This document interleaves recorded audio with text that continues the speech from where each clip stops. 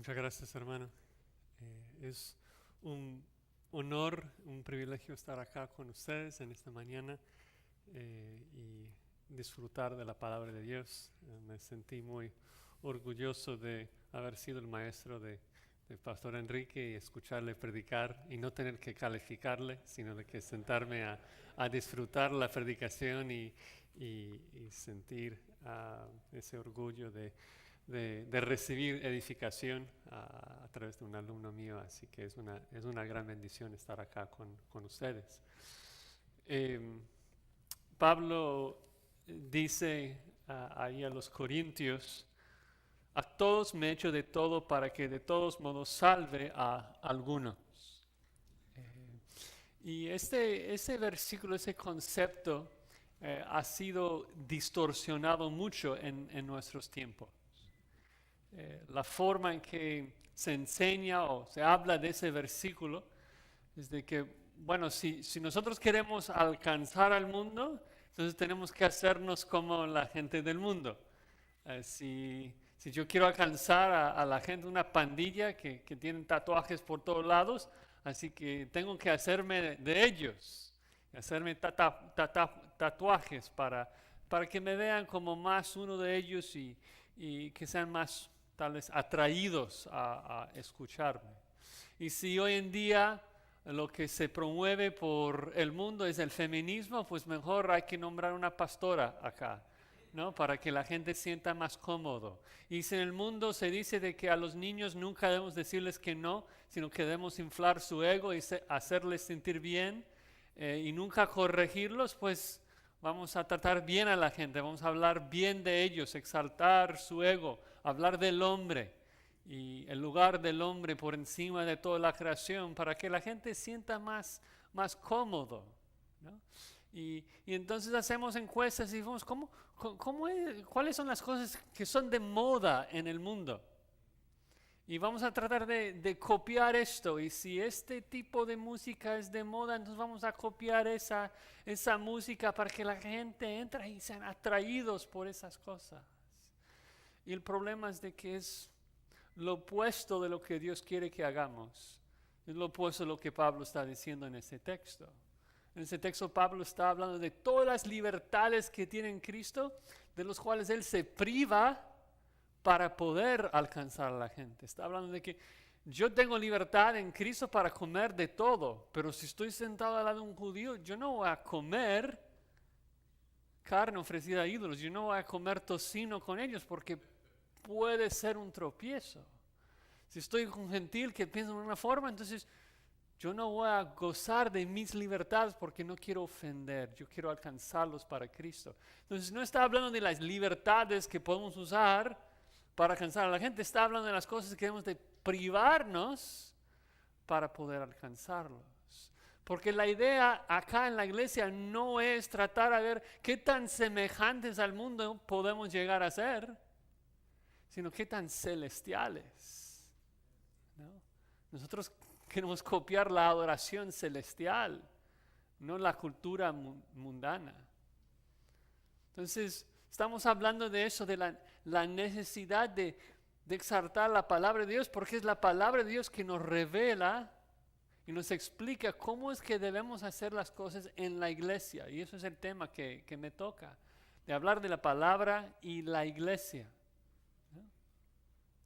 La palabra de Dios es lo que nos instruye de cómo es de que debemos servirnos los unos a los otros. La palabra de Dios es lo que nos explica cómo es que debemos de ministrar y amar los unos a los otros, cómo debemos edificar los unos a los otros, cómo debemos evangelizar al mundo. Y no debemos correr a otras estrategias para aprender cómo hacer las cosas, debemos correr hacia la palabra de Dios.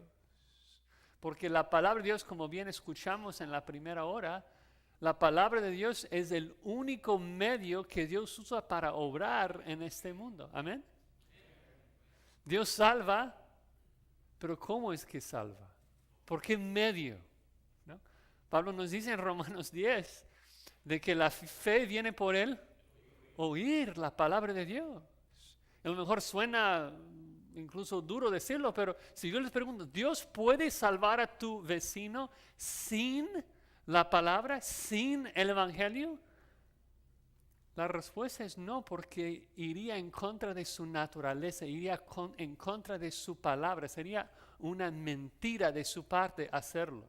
Tiene capacidad, pero Él no salva aparte del Evangelio. ¿Por qué? Porque Él ha establecido el Evangelio como el único medio por el cual el hombre puede llegar a la salvación, ¿no?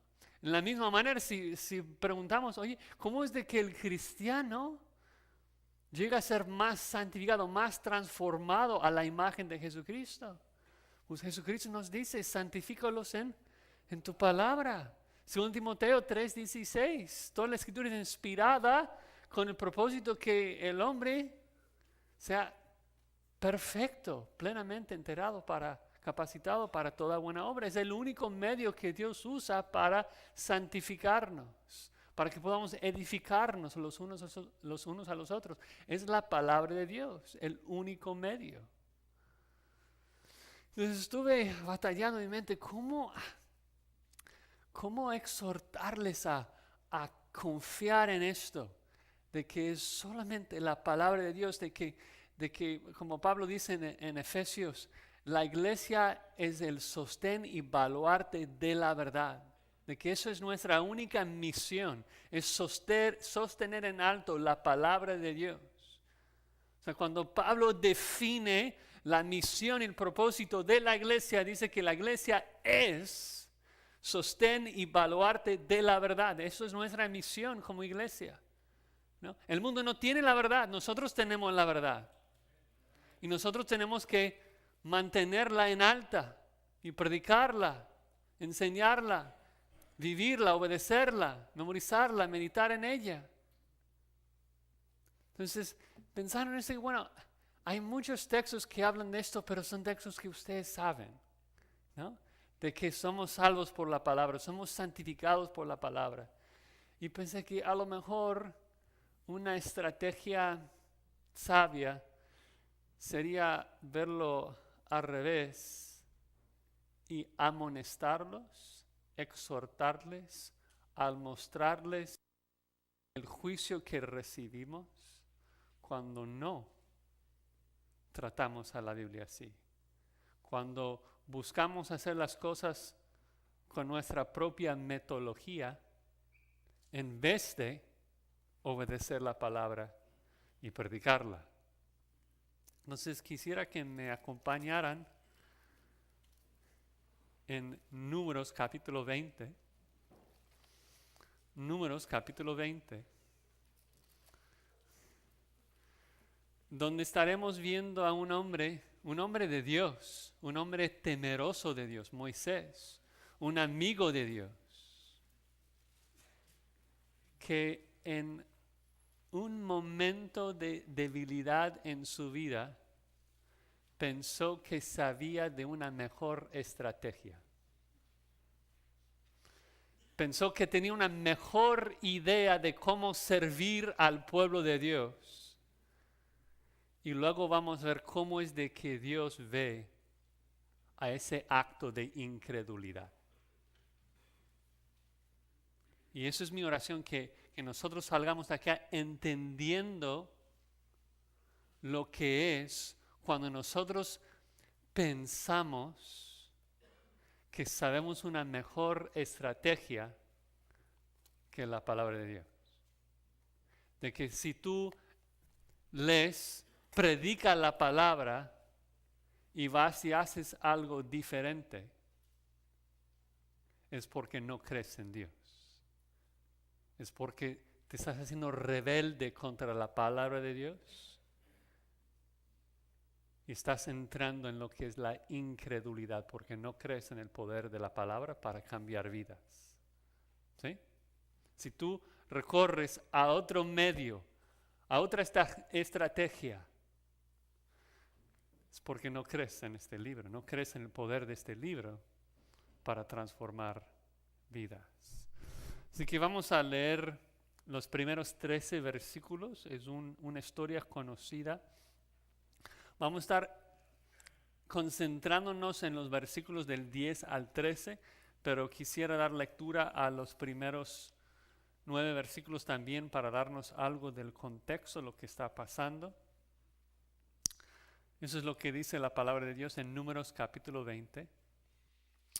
Llegaron los hijos de Israel, toda la congregación al desierto de Sin, en el mes primero, y acampó el pueblo en Cades, y allí murió María, y allí fue sepultada. Y porque no había agua para la congregación, se juntaron contra Moisés y Aarón. Y habló el pueblo contra Moisés, diciendo: ojalá hubiéramos muerto cuando perecieron nuestros hermanos delante de Jehová. ¿Por qué hiciste venir la congregación de Jehová a este desierto para que moramos aquí nosotros y nuestras bestias?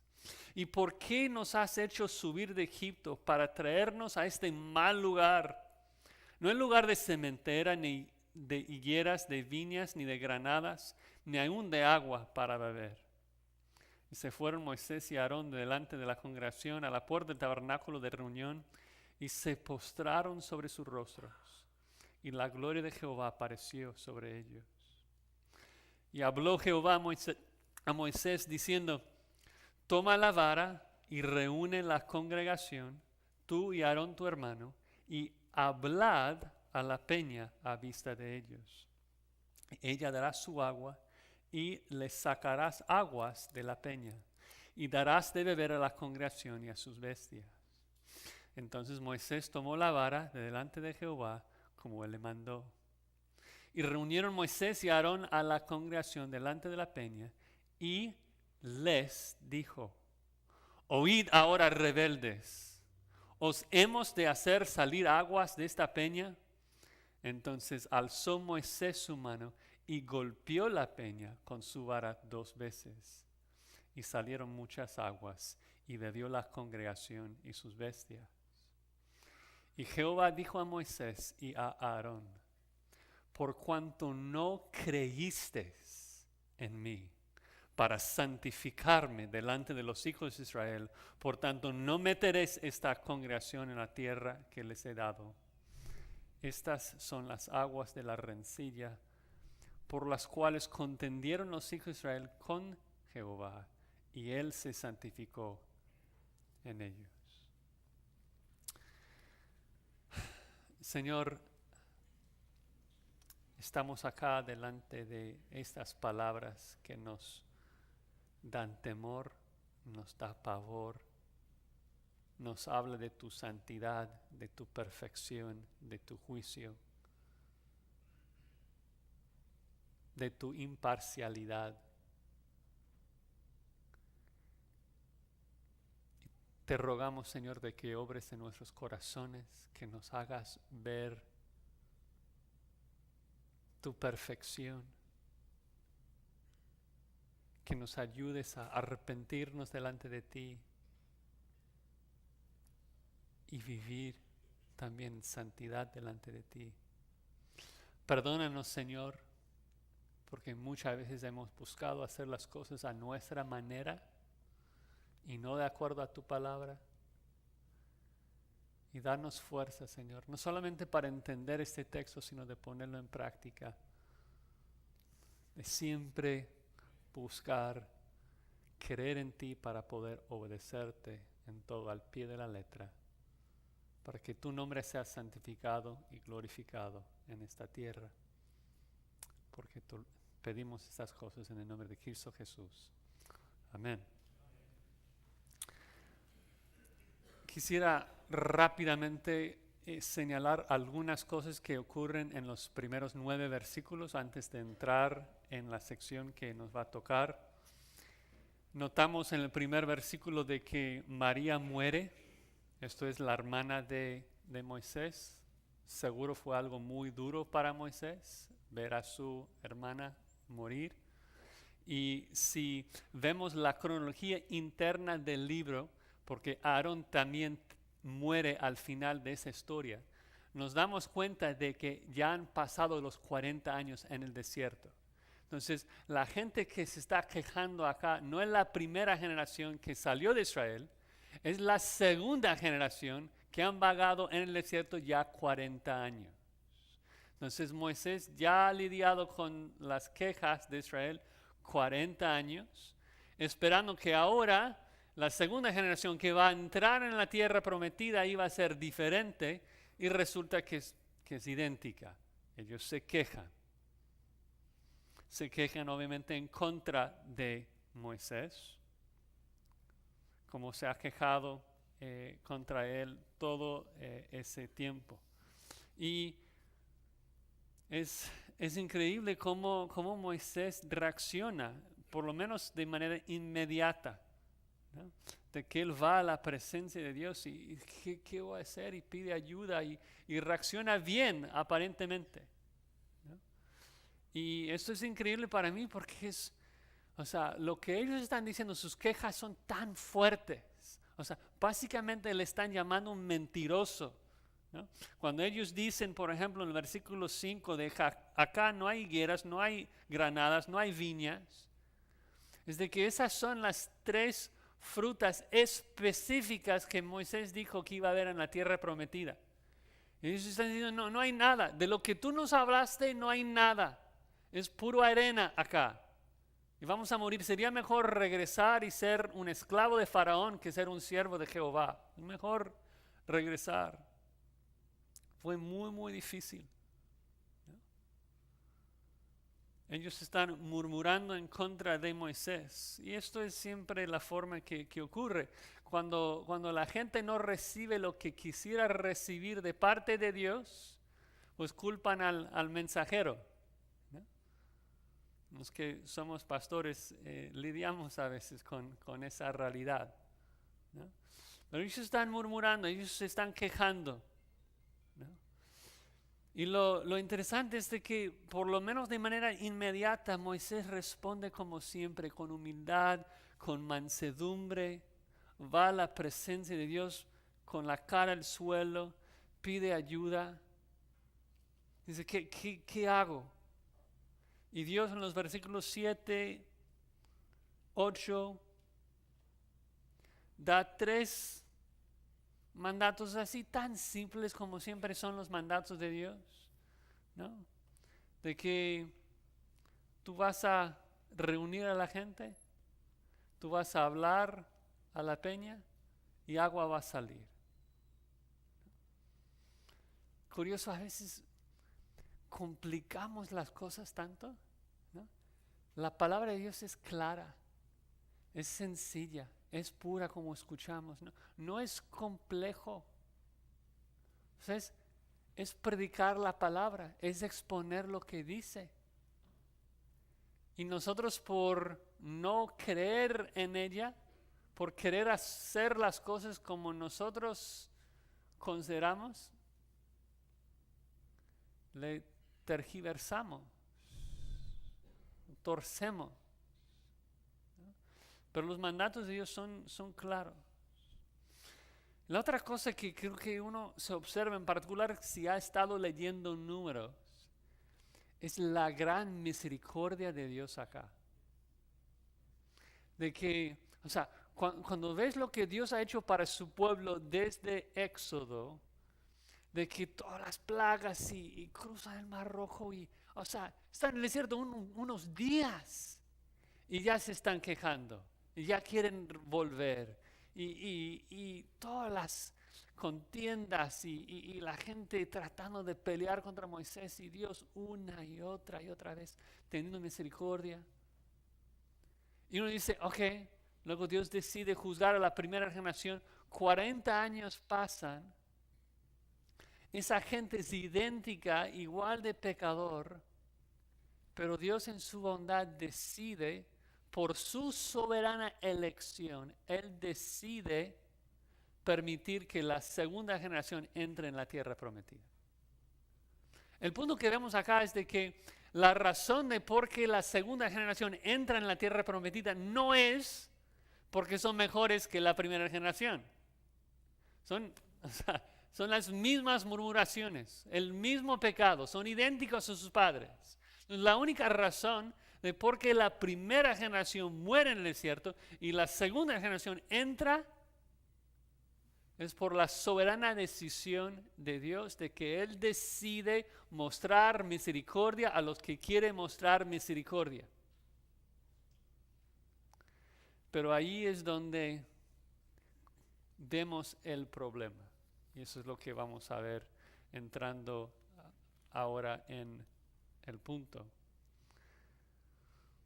De que en el versículo 10 vemos el pecado de Moisés. Y el pecado específico de Moisés es de que él no está de acuerdo con el método divino. No está funcionando, ¿no? La gente sigue murmurando y darle más gracia, darle más misericordia, no va a funcionar. Lo que necesitan es un regañazo. Lo que necesitan es una vara. Necesitan ser corregidos. Dios desea mostrar misericordia y dice, habla la peña y va a salir agua para ellos. ¿Cómo puede ser? O sea, es la gente que iba a entrar en la tierra. Necesitan. Entonces ahí en el versículo 10 dice ahí de que Moisés y Aarón reúnen a la congregación y en vez de hablar a la peña, se dirigen a la gente. Ya desde ese momento Moisés está pecando. No debí haber dicho nada a la gente, debí haber hablado a la peña, pero luego se pasa. Porque lo que dice la gente es, oíd ahora, rebeldes. Y cuando Moisés dice esto, él mismo se convierte en un rebelde. Es lo que Dios le llama más tarde en el contexto. Porque decide no obedecer, ¿no? Entonces, en vez de hablar a la gente, en vez de hablar a la peña, habla a la gente y golpea a la peña. Uno dice, ¿por qué está tan mal golpear a la peña? Yo no sé, hay muchos que especulan, ya que Pablo dice de que la peña, la roca que le seguía era Cristo, de que Moisés en este momento está enojado con Cristo, está tratando de pegar.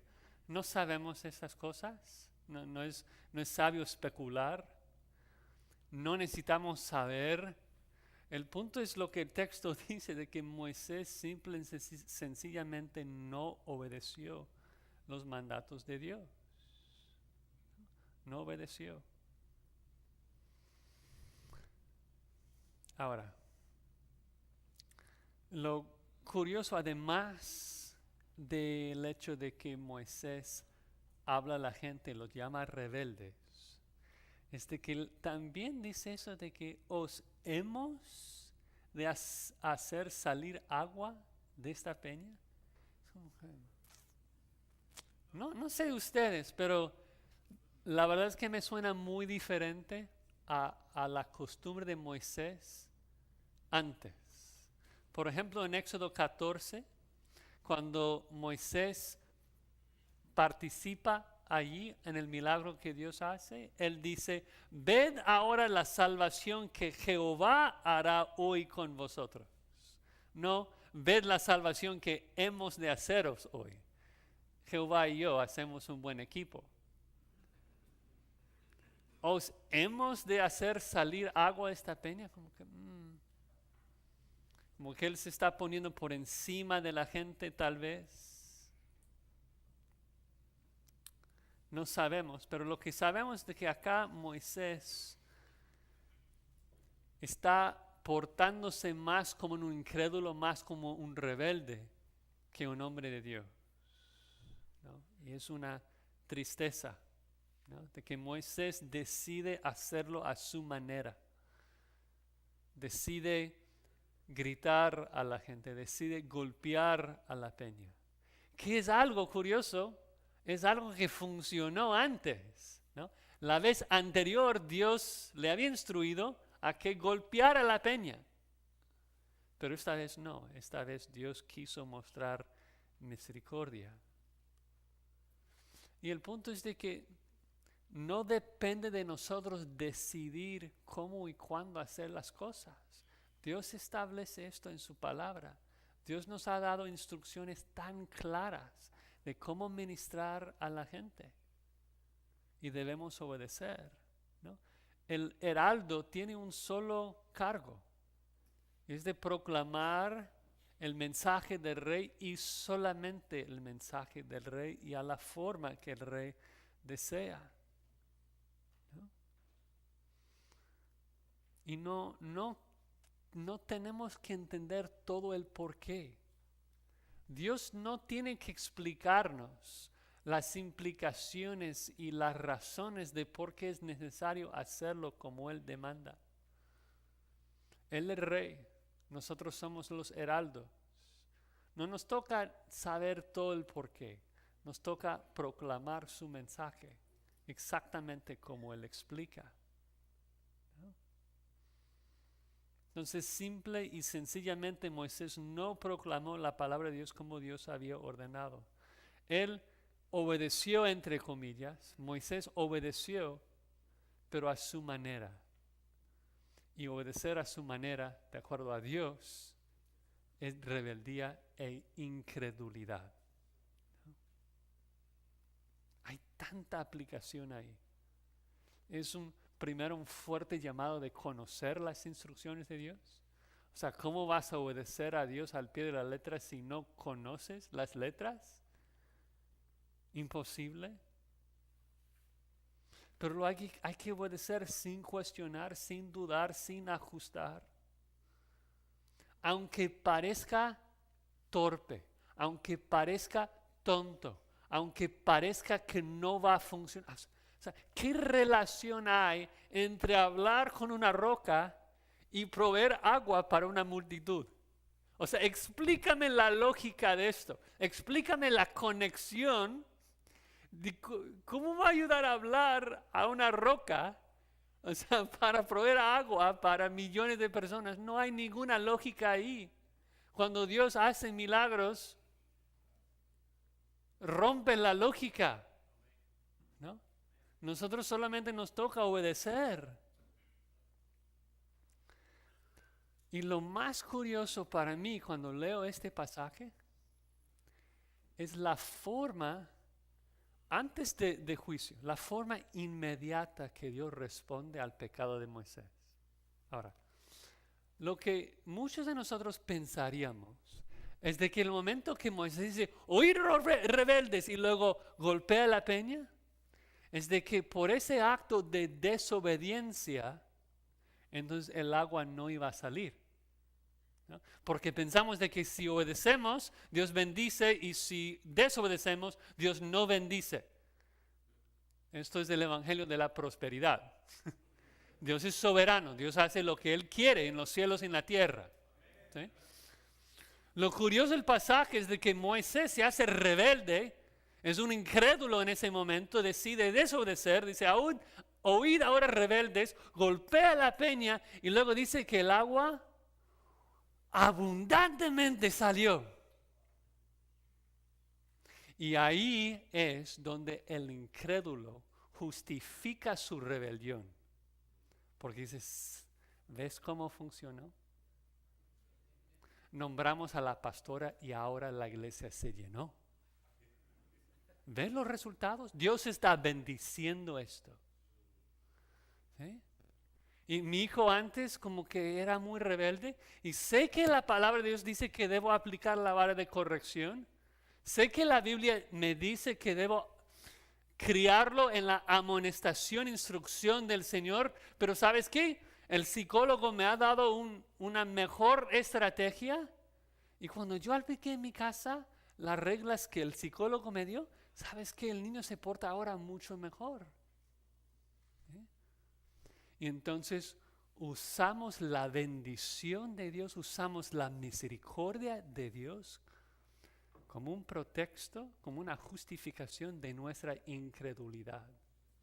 El agua acá sale a pesar de la rebelión de Dios, porque Dios es un Dios misericordioso, no por la obediencia de Moisés. Entonces no podemos ser confundidos con eso, porque tantas veces Dios muestra misericordia, Dios muestra gracia a nosotros en la vida, en la iglesia, en donde sea, porque se deleite en mostrar misericordia y gracia a la gente. Y decimos, Dios está probando lo que estoy haciendo. No, no. Dios está mostrando misericordia. Dios está mostrando gracia, aunque tú mereces estar en el infierno.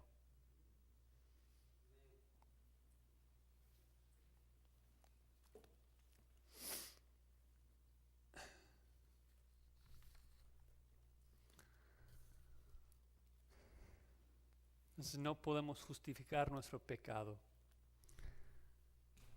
porque Dios bendice algo. Él bendice las cosas porque es un Dios misericordioso, lleno de gracia.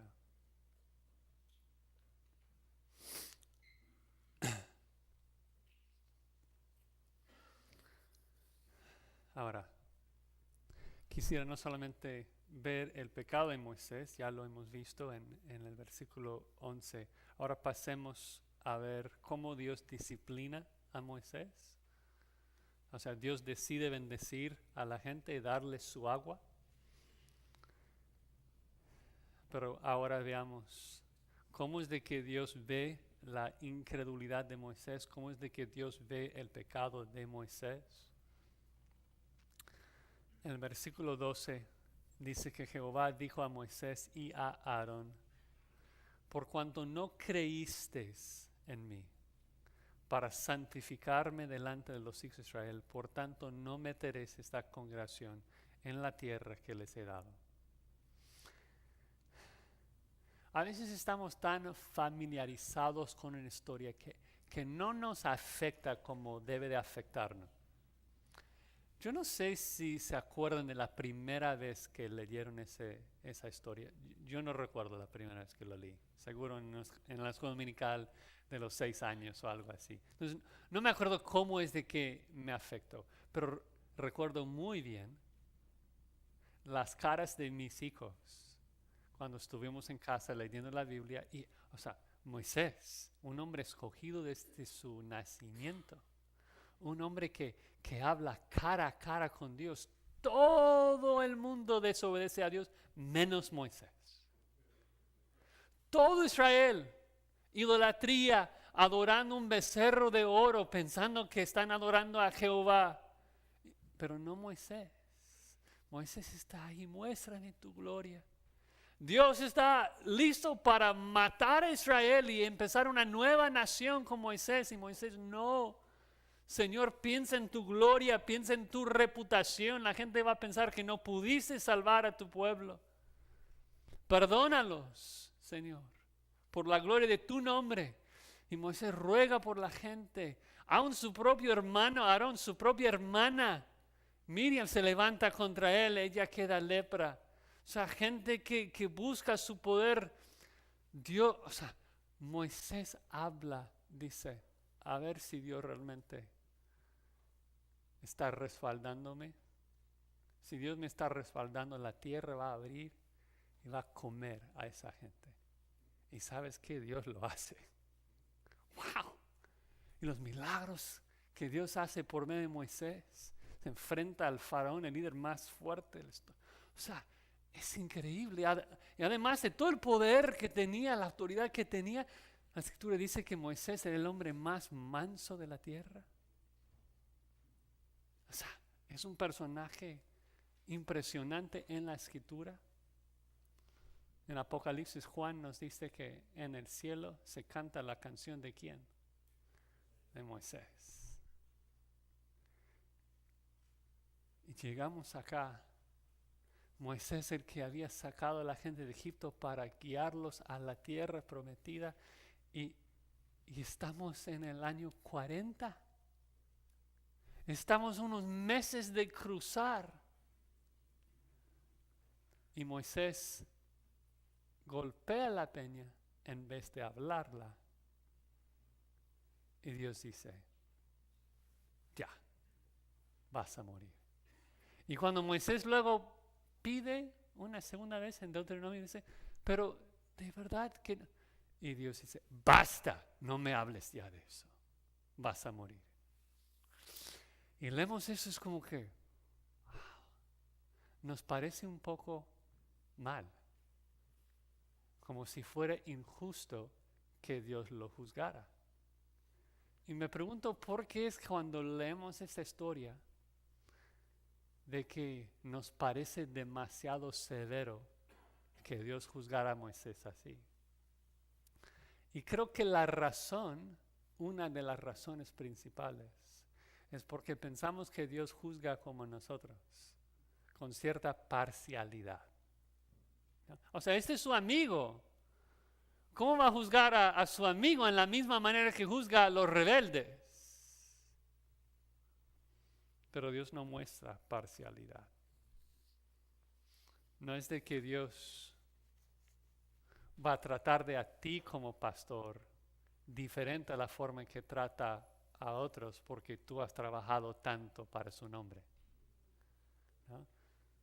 No es de que si después de 10 años, 20 años, 30 años de hacer las cosas de acuerdo a la escritura, que si un día tú decides, ¿sabes qué? A lo mejor, vamos a solamente intentar.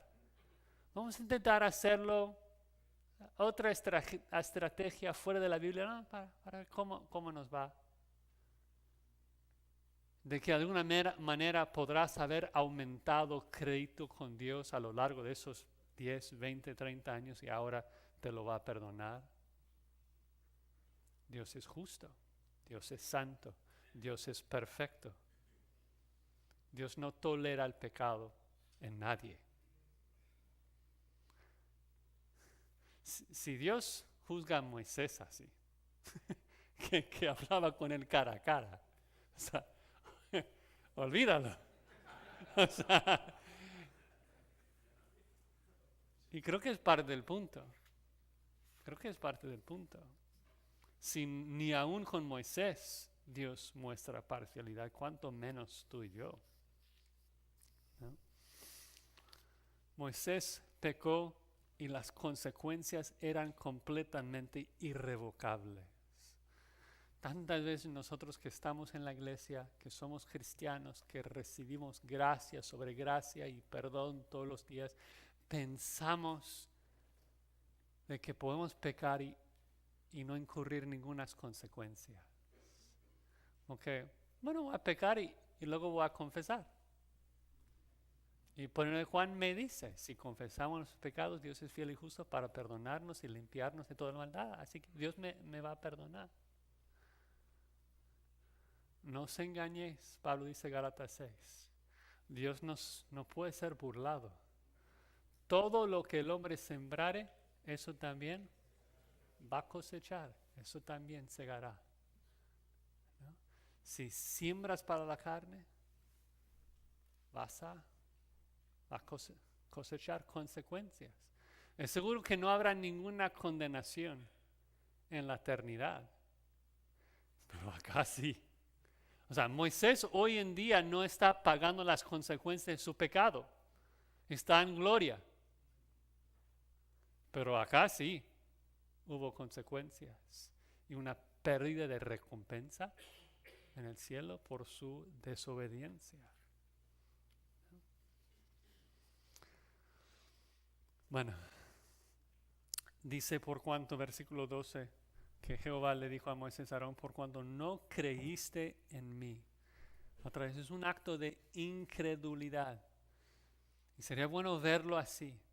Si busco hacer las cosas a mi propia manera, es porque no creo en Dios, no creo en su palabra. Y porque no deseo verlo santificado. Creo que vemos eso un poco en Moisés. No quiero juzgar sus motivaciones porque el texto no lo explica.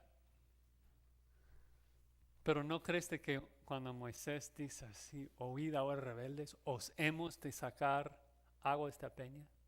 De que parte de lo que está haciendo, si lo desea o no, es quitar gloria de Dios. Porque ahora la gente está viendo mucho a Moisés, ¿no? Y Jehová responde, dice, que no creíste para santificarme a mí. Que yo me iba a santificar, yo iba a mostrar, si pensamos, ¿qué significa santidad? ¿Qué significa santificar? Que Dios iba a santificar su nombre. Santificar significa separar, mostrar lo diferente que es. Y Dios dice, yo por mostrar misericordia a esos pecadores, iba a mostrar qué tan diferente soy que ustedes. Un ser completamente diferente a cualquier otro ser del universo. Un Dios único, perfecto. Y cuando pecaste y hiciste las cosas a tu manera, reflejaste una imagen no tan santa de Jehová. Y yo no permito esto, yo no doy mi gloria a nadie. Si tú haces las cosas a tu manera, en vez de la manera divina, es porque quieres parte de la gloria. Dios no te lo va a permitir. No te lo va a permitir. No compartes su gloria con nadie. Él va a santificar su nombre, o por medio de ti, o a pesar de ti. O bendiciéndote o aplastándote. Pero Dios va a santificar su nombre. Él va a mostrar su santidad. Y es lo que vemos, ¿no? O sea, Moisés pensó, hoy yo voy a mostrar la severidad de Jehová a la gente. Oíd rebeldes. Y Moisés iba como a compartir algo de la gloria de Dios. Cuando termina la historia, ¿qué es lo que nosotros decimos? ¿Qué es lo que nosotros exclamamos cuando vemos cómo Dios mostró misericordia a pecadores y mostró severidad contra su enemigo? ¿Qué decimos? Dios es santo. Dios santificó su nombre en esto. Por decirlo así, quiso mostrar su santidad por medio de Moisés, por medio de bendecir a Moisés. Pero porque Moisés decidió no creer, Dios santificó su nombre juzgando a Moisés. Es un fuerte. Yo estoy acá enfrente, hermanos, predicando, pero es como que hay que obedecer. Hay que obedecer, hay que analizar las cosas que hacemos, por qué hacemos las cosas, porque debemos hacer las cosas para la gloria de Dios. Y debemos hacer las cosas exactamente como Dios exige. ¿Qué es lo que dice? Yo no puedo equivocarme. Yo no puedo dirigirme a la persona de manera equivocada. Porque Dios es tan perfecto, Dios es tan santo, que nosotros tenemos que comunicarnos de Él, tenemos que hablar de Él perfectamente como Él lo revela. Porque este libro revela a Dios en todas sus perfecciones. Si yo hago un ajuste, si yo hago un cambio, aunque sea un cambiecito leve en mi mente, la imagen que estoy dando de Dios ya no es tan perfecta. Aunque yo piense de que estoy dando una mejor idea de Dios, ¿no? Y lo escuchamos todos los días, ¿no? De pastores que le ayudan a Dios, ¿sí? Que no les gusta o la soberanía de Dios o lo que sea, y entonces tergiversan la escritura para dar una mejor visión de Dios. No puedes mejorar la revelación divina, es imposible. Ya como escuchamos, ya es perfecta, ya es pura. Si le metes algo, siempre le vas a hacer menos puro. Es como la ilustración que Pastor MacArthur siempre da, que me encanta, es de que como pastores, como padres de hogares, En donde sea que estamos exponiendo la palabra de Dios, somos meseros. Somos puros meseros. Y nuestro trabajo es agarrar la comida desde la cocina y servirlo a la gente. El trabajo del mesero no es estar ahí trayendo la comida y, ¿sabes qué? Creo que necesita un poco de sal, ¿no? O, ¿sabes qué? ¡Wow! Esta comida está muy caliente. La gente a lo mejor se lastima. Mejor lo voy a poner acá a que se enfríe un poco y luego lo sirvo. O sea, qué orgullo. No, ese mesero ya no trabaja en ese restaurante, ¿no? Pero eso es lo que pensamos, es lo que hacemos. Tenemos la carne, tenemos la comida espiritual. Nuestro trabajo es servirla tal cual esté escrita y no pensar en maneras de hacerlo más sabroso, sino servirla tal cual es. En el ejemplo que estamos viendo, Dios dijo, hablad a la peña. Moisés pensó, hay una mejor manera de buscar arrepentimiento en el pueblo de Israel. Imposible, imposible. Y como estamos viendo, Dios es quien siempre va a ganar, ¿no? Dios es siempre el que va a ganar. Él va a santificar su nombre. Bueno, creo que la exhortación es clara. Debemos predicar la palabra. Es el único medio que Dios usa para salvar y para santificar. No hay que tergiversarlo, no hay que cambiarlo.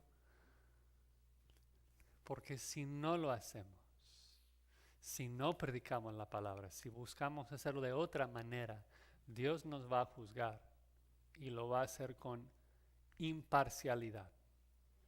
¿Sí? No podemos decir, es de que soy pastor, es de que soy cristiano, es de que nací en un hogar cristiano. No importa. No importa. Dios va a juzgar. Y en un sentido es peor. Peor que seas pastor, ¿no? Porque más luz, más responsabilidad, ¿no? Para terminar, estuve pensando un poco, porque en esos días estamos preparando una clase sobre la cristología y de que todo el Antiguo Testamento, toda la Biblia nos habla de Cristo de alguna manera y habla de la perfección de Dios. Estuve pensando un poco en esto y me puse a preguntar, entonces, ¿por qué es mejor de que Dios sea un juez imparcial? ¿No? Porque estamos viendo que esta revelación es una perfecta revelación de un Dios perfecto. Entonces la pregunta es, ¿por qué es mejor adorar a un Dios imparcial que adorar a un Dios parcial? ¿Por qué es mejor que Dios juzgara a Moisés así? De que Dios tenga la capacidad de ver a su amigo y juzgarlo como un don nadie. Y la verdad es que me puse a pensar de que un día yo voy a presentarme delante de ese mismo juez, ¿sí? Todos nosotros un día vamos a presentarnos delante del juez. La pregunta es, ¿cómo va a ser eso? Si Dios mirara a Josías, así como, este es una pandilla rebelde, terrible, y me juzgara en base a sentimientos, yo estoy frito. O sea, yo no tengo ninguna oportunidad. O sea, si Dios me juzgara en base a lo que soy, ninguno de nosotros tenemos chance con Dios.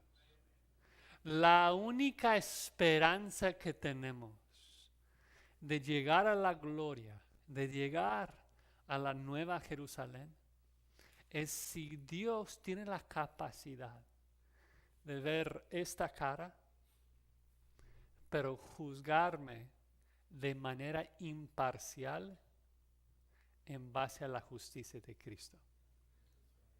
De no juzgarme por lo que soy, sino de juzgarme en base a las obras que están en mi cuenta. Y por la gracia de Dios, por la misericordia de Dios, que también a mí mostró misericordia a un pecador, exactamente como estamos viendo con Israel, de que en su momento de rebeldía Dios decide darles agua y gracia y misericordia. Dios ha hecho lo mismo conmigo, contigo. De que en el momento que estamos enojados con Dios, peleando con Dios, Él envía a su Hijo para morir en nuestro lugar y para que hoy en día nuestra cuenta se rebosara de justicia. La justicia de nuestro Señor y Salvador Jesucristo. Es la única esperanza que tenemos, hermanos, de que tenemos un Dios perfecto, un Dios santo, que tiene la capacidad de juzgar de manera imparcial. Y nuestro deber, hermanos, nuestro deber es predicarlo así, predicarlo exactamente como Él se ha revelado. No vamos a cambiar esto, no vamos a decir, bueno, en nuestra cultura es más de moda hacerlo así. Es de que en nuestra cultura ellos no les gusta la idea de un Dios que suena medio machista. Entonces vamos a hablar de Dios con el género femenino mejor. No puede estar jugando con la palabra de Dios. Dios es perfecto y su revelación es perfecta. Y nuestro deber es obedecer al pie de la letra. Si Él nos dice hablar a la peña, hablemos a la peña. Si Él nos dice predica la palabra, prediquemos la palabra. Amén. Señor, gracias por tu palabra. Es tan perfecta. Y te damos gracias porque nos revela tus perfecciones. Nos revela tu carácter. Nos revela tu justicia, tu santidad. Y estamos enamorados con eso. Estamos fascinados con el Dios que nos ha salvado. Gracias, Señor, por quien eres. Gracias por todas tus perfecciones. Y gracias por todo lo que has hecho y harás por nosotros. Pedimos, Señor, que nos perdones. Tantas veces hemos hecho las cosas a nuestra manera, tantas veces en nuestro orgullo.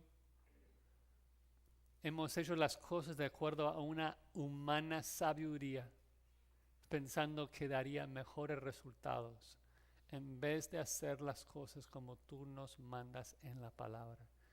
Y pedimos que nos perdones, nos limpies de ese pecado, de esa incredulidad, y que aumentes y fomentes más fe en tu palabra, en el poder y la eficacia de tu palabra,